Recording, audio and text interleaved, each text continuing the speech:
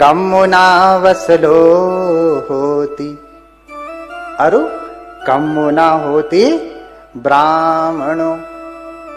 अब कह दीजिए ये गाथा ही नहीं है, अर्थ समझते हैं? न जच्चा वसलो होती न जच्चा होती ब्राह्मणों, कम्मुना वसलो होती कम्मुना होती ब्राह्मणों। देखो जाति पाति बाद में आई, ब्राह्मण शूद्र एकदम से जाति के ऊपर आधारित बाद में आई, उससे पहले ही भगवान ने ब्राह्मण शूद्र का भेद कर दिया। यही है कड़वी बात, सत्य है लेकिन झूठ आज तक सुनते आए हैं। देखिए ध्यान से समझिएगा क्या कह रहे हैं, न जच्चा वसलो होती, जन्म से कोई शूद्र नहीं होता, नीच नहीं होता। जच्चा माने जन्म से, जच्चा जच्चेन जन्म के द्वारा, जातेन जन्म के द्वारा,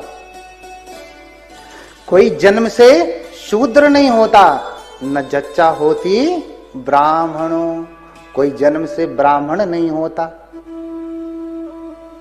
अब इससे क्या समझ रहे हैं, न कोई जन्म से शूद्र होता है न जन्म से ब्राह्मण होता है, यानी होता है, जन्म से नहीं होता शूद्र, जन्म से नहीं होता ब्राह्मण, लेकिन होता है। कैसे होता है, कम्मुना वसलो होती, आगे की लाइन में बता रहे हैं, कम्मुना होती ब्राह्मण। कर्म से ही शूद्र होता है और कर्म से ही ब्राह्मण होता है। बोलिए भगवान बुद्ध की। ये हमेशा पढ़ते थे ना, लिखवा के भी रखे होंगे, अधिकतम लोगों के घर पे लिखा मिलता है यही वाला, कुछ और लिखा जाए या न लिखा जाए ये लिखा हुआ जरूर मिलता है, लेकिन अर्थ समझने में कितना समय चला गया। सद्धर्माचार्य को यपि कल्याण हेतु, जब तक कोई योग्य गुरु नहीं मिलता ना, कोई सद्धर्माचार्य नहीं मिलता ना, तब तक कोई ज्ञान का प्रकाश नहीं कर सकता। मैं आ रहा था तो रास्ते में एक संत रैदास की मूर्ति लगी हुई थी। जानते हैं ना संत रैदास को? संत रैदास भी बुद्ध की ही वाणी को कहे हैं, संत कबीर भी बुद्ध की ही वाणी को कहे हैं। उन्हीं की वाणी को कहे हैं। क्या कहते हैं, रैदास सुकर्मन करन सो, नीच ऊंच हो जाए। बुद्ध की वाणी कह रहे हैं, रैदास सुकर्मन करन सो, नीच ऊंच हो जाए। करहि कुकर्म ऊंच जो, तो महानीच कहलाए। मेरी वाणी नहीं है, संत रैदास जी की वाणी है, संत प्रवर रैदास जी महाराज की वाणी है। बोलिए संत रैदास जी महाराज की। हाँ, संत हैं, दया है, जय कह सकते हैं, क्योंकि उनका शासन 10 सहस्र चक्र वालों में नहीं चलता, संत हैं। कह रहे हैं कि अच्छा कर्म करने से नीचा व्यक्ति भी ऊंचा हो जाता है, और अगर ऊंचा व्यक्ति नीचा कर्म करता है ना, करहि कुकर्म जो ऊंच, तो कोई ऊंचा व्यक्ति, सम्मानित व्यक्ति, अगर नीचा कर्म करता है तो कहते हैं महानीच कहलाए।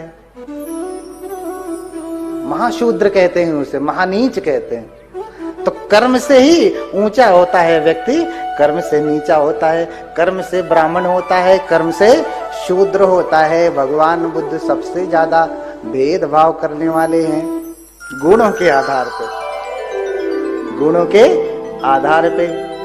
और अगर ये न होता तो चोर भी वहीं बैठता और ईमानदार भी वहीं बैठता। चोर को ब्राह्मण कहेंगे आप?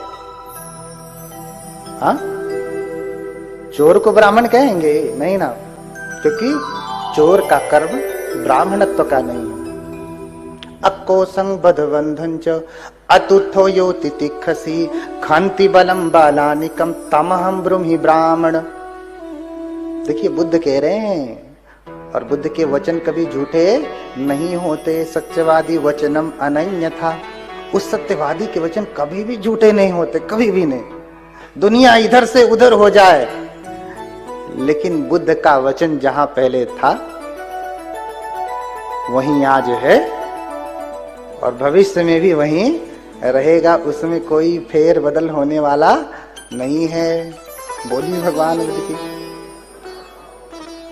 कह रहे हैं जो क्रोध दिलाए जाने पर भी क्रोध नहीं करता, मारने का दंड देने का भय दिलाए जाने पर भी जो क्रोध नहीं करता, जो अक्रोधी है, जो शांत है, जो दांत है, तमहम ब्रूहि ब्राह्मण, उसे मैं ब्राह्मण कहता हूं। तो बताओ भैया कौन शूद्र बनना चाहता है?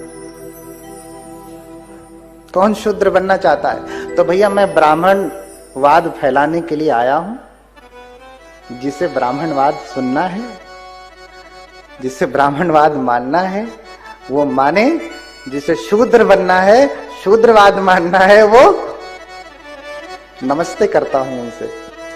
देखिए हाथ जोड़ता हूं उनसे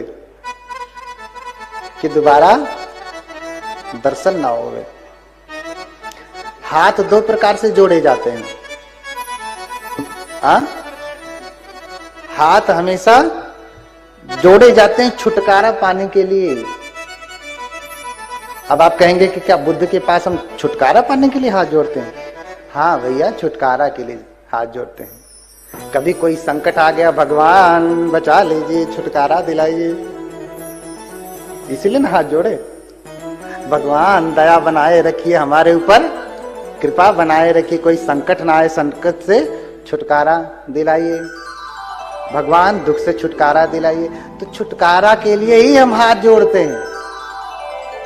अब कोई आदमी सामने खड़ा हो गया जिसे हम बात नहीं करना चाहते, ऐसे लोगों से भी हाथ जोड़ लिया जाता, भगवान इस मुसीबत से छुटकारा दिलाइए। बोलिए भगवान बुद्ध की।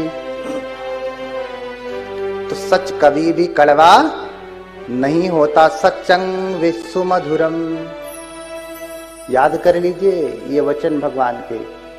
सच्चं वे सुमधुरम, बोलिए सच्चं वे सुमधुरम। सत्य तो बहुत मधुर होता है, बहुत मीठा होता है। इसलिए सब दर्शन जितने भी हैं अगर बुद्ध के वचन पे रखेंगे ना तो सब खंडित हो जाते हैं। अपनी जगह पे सही हैं, लेकिन बुद्ध के सामने आते ही सब खंडित हो जाते हैं, सब खंडित हो जाते हैं।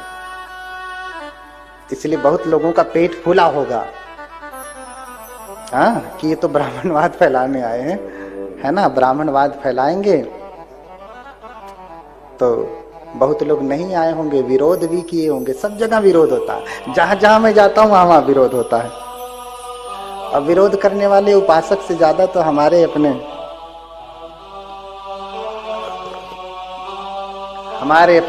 तपी व्रती लोग हैं।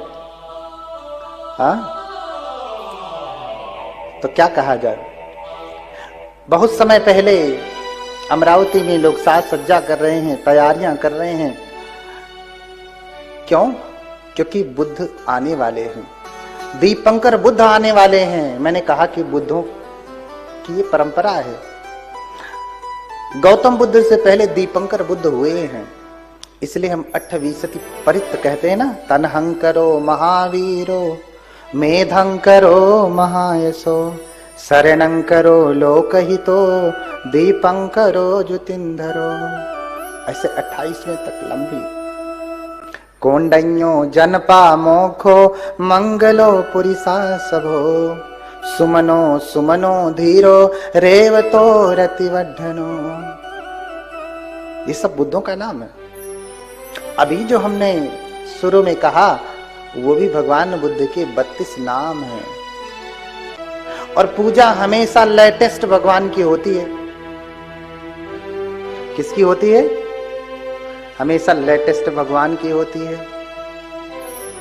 अच्छा देखिए, आपने महावीर स्वामी का नाम सुना है?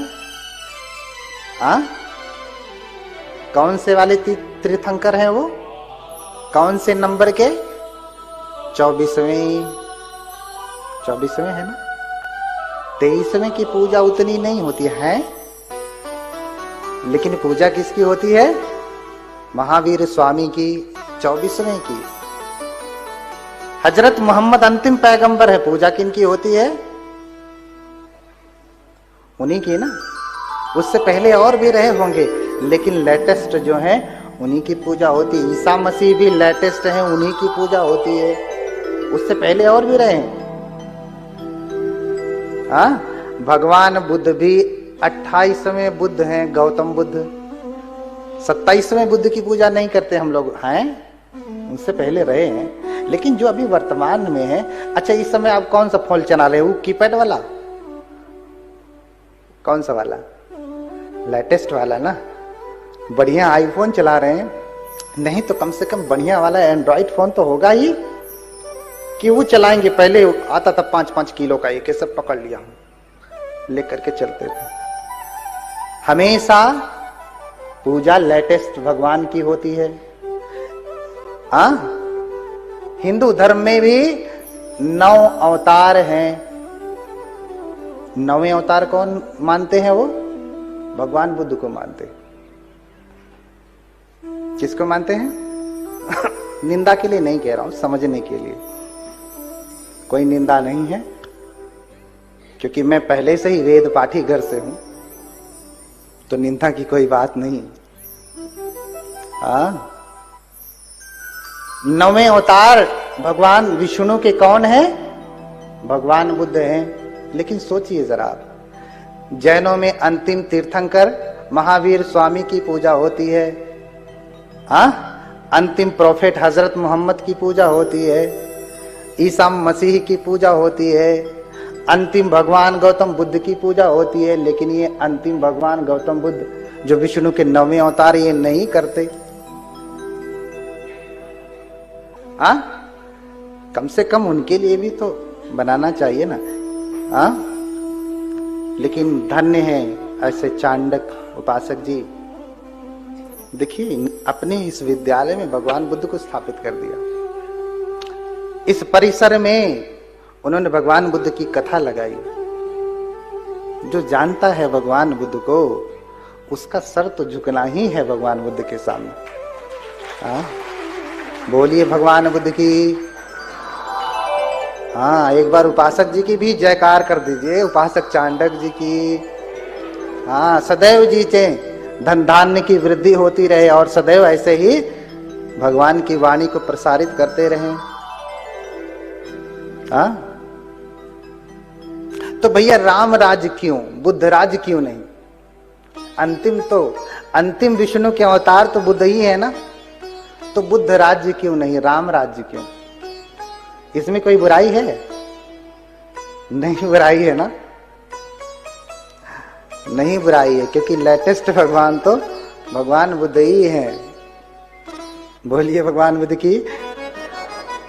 तो बहुत समय पहले दीपंकर बुद्ध आने वाले हैं। कौन आने वाले हैं? दीपंकर बुद्ध आने वाले हैं। और अमर नगर के लोग पूरी तैयारियां कर रहे हैं। भिक्षु सतसह से ही चतुहि विमले हितं निमंतयिम दानेन मया लोके एक नायकम। भिक्षु सतसह से ही 100,000 भिक्षु। अरे आज आपके यहां 2 भिक्षु आ जाते हैं तो ताबड़ तुबड़ हो जाता है। 100,000 भिक्षु आ जाएं तो क्या हो जाएगा? उनका आतिथ्य करना बड़ा कठिन हो जाएगा। हाँ, उनका आतिथ्य करना कठिन हो जाता है। लेकिन धन्य है वो अमर नगर के लोग कि भगवान बुद्ध 10 सहस्र भिक्षुओं के साथ आ रहे हैं। हाँ, 100,000 भिक्षुओं के साथ आ रहे हैं और ये लोग तैयारी कर रहे हैं। क्यों? क्योंकि निमंतयिम दानेन मया लोके एक नायकम। उस लोक नायक को बुलाया गया है, भगवान बुद्ध को बुलाया गया भोजन दान करने के लिए, दान करने के लिए बुलाया गया है भिक्षु संघ के साथ। उसी समय सुमेध तपस्वी जो अपने घर बार को छोड़ करके हिमालय में जाकर के तप कर रहे हैं, एक ही सप्ताह में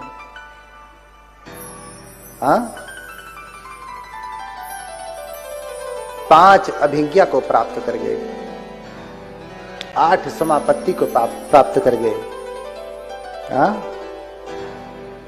सप्ताह भंतरे पंच अभिज्ञा 8 विधम पीछ। एक ही सप्ताह में 5 अभिज्ञा और 8 समापत्ति को प्राप्त कर गए। और इतना प्राप्त करने के बाद उनके मन में कामना जगती है कि बुद्धों का बड़ा वर्णन मिलता है, बुद्धों का बड़ा वर्णन मिलता है। आगे बताऊंगा और भी बातें बड़ी महत्वपूर्ण है ब्राह्मणवाद की। केतु निघंटु शास्त्र में वर्णन मिलता है कि जो बुद्ध पुरुष होते हैं उनका जब जन्म होता है तो समस्त दुखों को हर लेते हैं। क्योंकि ये सारा संसार राग से ग्रसित है, द्वेष से ग्रसित है, मोह से ग्रसित है।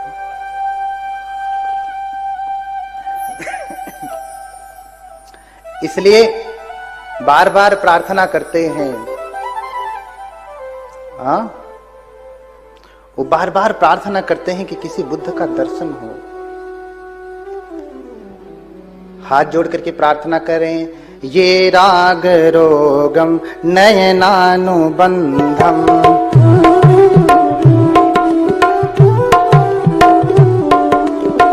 विद्वेष शूलम हृदय प्रसक्तम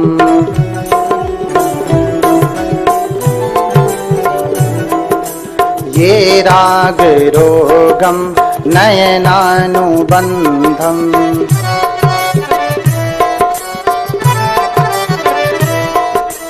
विद्वेष शूलम हृदय प्रसक्तम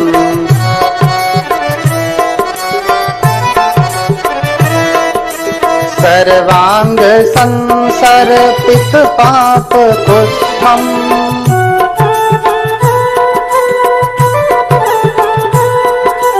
सर्वांग संसर्पित पाप कुष्ठम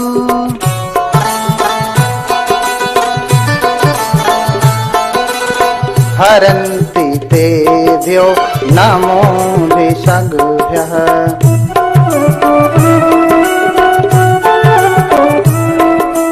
हरन्ति तेभ्यो नमो भिषग्भ्यः।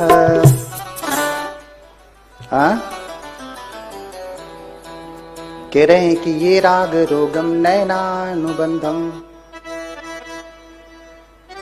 ये जो राग रूपी रोग है ना, जो आंखों में मोतिया बिंद बन करके छाया हुआ है, अच्छा हमें दिखाई कब नहीं देता है? आंखों में मोतिया बिंद हो जाती है तब ना।